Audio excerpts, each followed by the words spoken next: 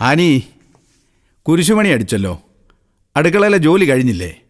പിള്ളേരെ വിളി, പ്രാർത്ഥന ചൊല്ലാം. ദാ വരുന്നു ജോസേട്ടാ.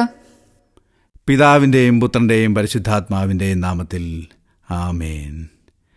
നല്ലവനായ ദൈവമേ, ഇന്ന് പ്രഭാതം മുതൽ ഈ നിമിഷം വരെ എല്ലാ ആപത്തുകളും നിന്റെ പരിച കൊണ്ട് തടുത്ത് ഞങ്ങളെ നിന്റെ കരവലയത്തിനുള്ളിൽ കാത്തു പരിപാലിച്ചതിന് നന്ദി.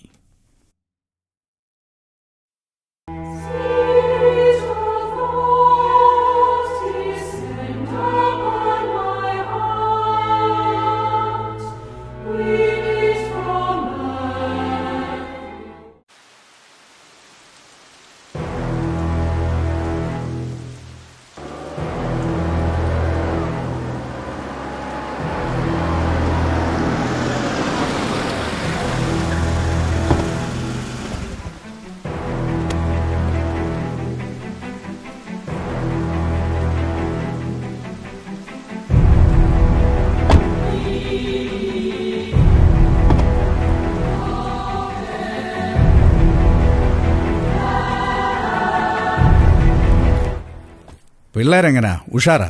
പിന്നെ എന്തിനും പോകുന്ന പിള്ളേരാ. വേണ്ട സാധനം നമ്മൾ കൊടുത്താൽ മതി. ഹലോ, സൈമൺ പാലത്തിങ്കൽ പറഞ്ഞു എന്ന് പറഞ്ഞാൽ മതിയടോ. ആ ശരി, പിന്നെ വിളിക്കേ.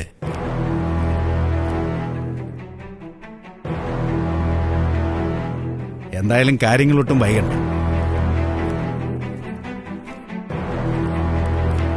Simon sir, Simon sir.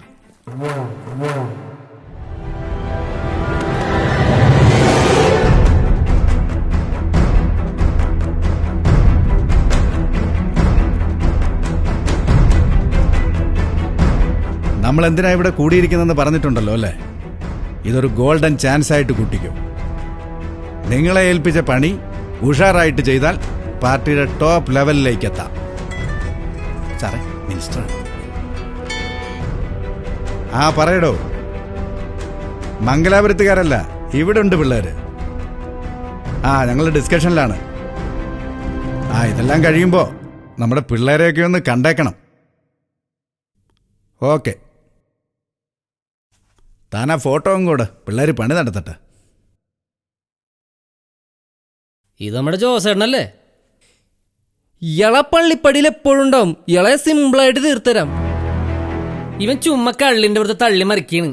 അയാളൊന്നും ചെയ്യാൻ പറ്റൂല. കുറെ നാട്ടുകാർ എപ്പോഴും അയാളുടെ ഒപ്പം ഉണ്ടാവും. ഇത് ഡാർക്ക് സീനാട്ടപടി. എന്താ കൈ വരയ്ക്കുന്നു? കൈയിലേക്ക് വെച്ചിട്ട് പൊക്കോ. എതിയെടുക്കലും മടിക്കേരിലും നല്ല ചുണയുള്ള പിള്ളേരെ കിട്ടും, അറിയോ? ചോര കണ്ട കൈ വിറയ്ക്കാത്ത പിള്ളേര്. ചെയ്യൂലെന്ന് പറഞ്ഞില്ല. നമ്മളേറ്റകാലം നമ്മളെ ചെയ്തിരിക്കും. റിസ്ക് എടുക്കണം, എന്നാലേ രാഷ്ട്രീയത്തിൽ എന്തെങ്കിലുമൊക്കെ ആയിത്തീരാൻ പറ്റുള്ളൂ. നീയൊക്കെ വണ്ടിക്ക് കല്ലെറിഞ്ഞ് കീജയും വിളിച്ച് നടന്നാലേ ഒന്നും ആയിത്തീരാൻ പറ്റില്ല. ആ ജോസി പള്ളിയിലച്ഛനെ പോലെ പ്രാർത്ഥനയോ ഉപവാസമോ എന്നൊക്കെ പറഞ്ഞ് നാട്ടുകാരുടെ രക്ഷകനായി നടന്നാല് നമ്മളും നമ്മുടെ പാർട്ടിയും ഈ നാട്ടിൽ ഒരു ഗതിയും പിടിക്കില്ല. നാട്ടുകാർ കൂടുള്ളപ്പോ പുള്ളിനെ തൊടാൻ കിട്ടൂലട്ടാ. എവിടെയായാലും പുള്ളി 7 മണിക്ക് പ്രാർത്ഥിക്കാൻ വീട്ടിൽ കയറും. അതറിയാവുന്നുണ്ട്. പ്രാർത്ഥന സമയത്ത് പുറത്തുനിന്നാരും കൂടെ ഉണ്ടാവൂല. ശരിയാണ്. ആ സമയത്ത് അയാളും ഫാമിലിയും തനിച്ചായിരിക്കും. അതാണ് റൈറ്റ് ടൈം. എന്നാ നിങ്ങൾ അതിന്റെ മട്ടും മാതിരിക്ക് അങ്ങോട്ട് ചെയ്യേ. താനിത് സെറ്റിൽ ചെയ്തിട്ട് വാ.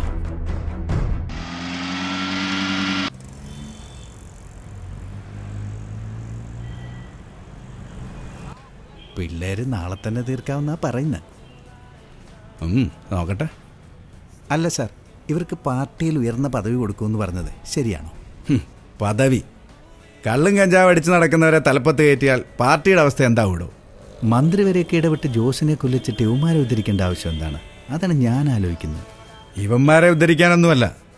നിനക്കറിയില്ലേ ആ മലേഷ്യൻ പ്രോജക്റ്റ്? ഈ ജോസ് ഒറ്റ ഒരുത്തൻ കാരണമാ അത് പെൻഡിങ് ആയത്. നാട്ടുകാരെ മീഡിയം കൂട്ടുപിടിച്ച് പരിസ്ഥിതി മാലിന്യം എന്നൊക്കെ പറഞ്ഞ് ഇറങ്ങിയേക്കുക. 100 കോടി രൂപയാ നമുക്ക് വരേണ്ടത്. അവൻ ചാകേണ്ടവൻ തന്നെയാ. പിള്ളേർ 10-15 വർഷം അകത്ത് കിടക്കട്ടെ.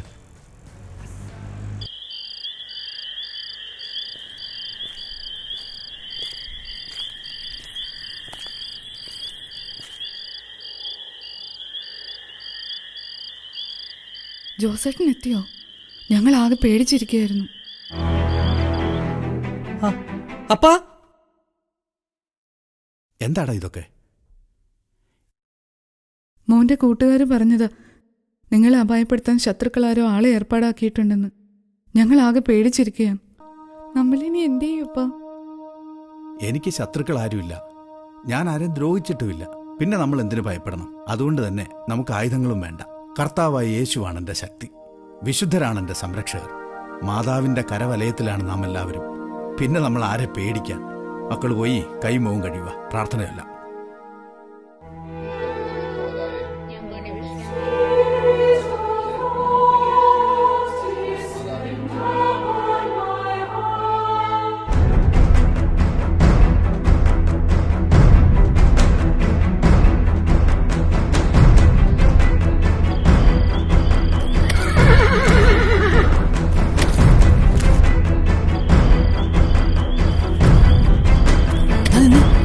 ഒരാളക്കണ്ട കുഞ്ഞു വേടപ്പ, ചുമ്മാ ഭ്രാന്ത് പറയാതെ ഓരോന്നൊക്കെ അടിച്ചു കയറ്റി വന്നു മനുഷ്യനെ പേടിപ്പിക്കാനായിട്ട്.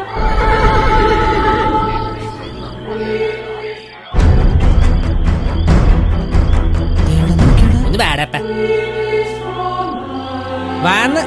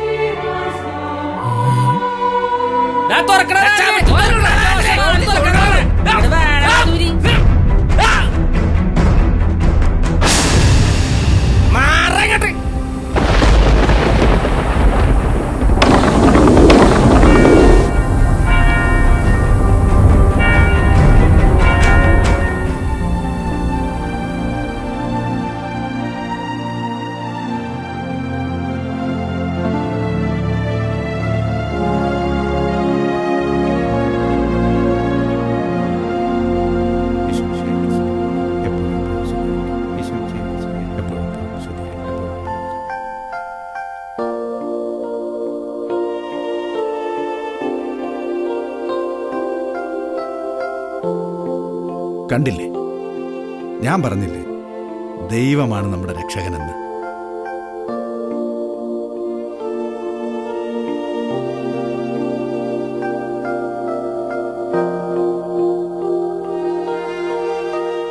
നമസ്കാരം.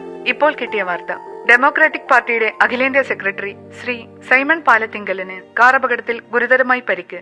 ഇദ്ദേഹത്തെ കൊച്ചിയിലെ സ്വകാര്യ ആശുപത്രിയിൽ പ്രവേശിപ്പിച്ചിരിക്കുകയാണ്. വാർത്തകൾ തുടരുന്നു.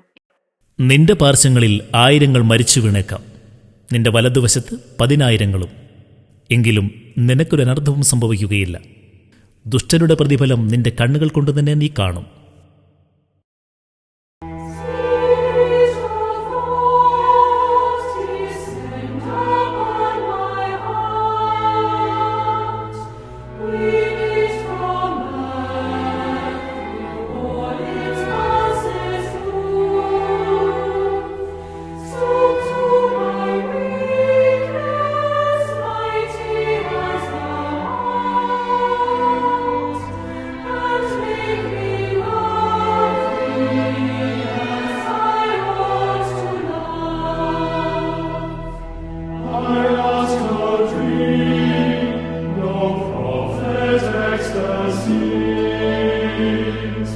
No sudden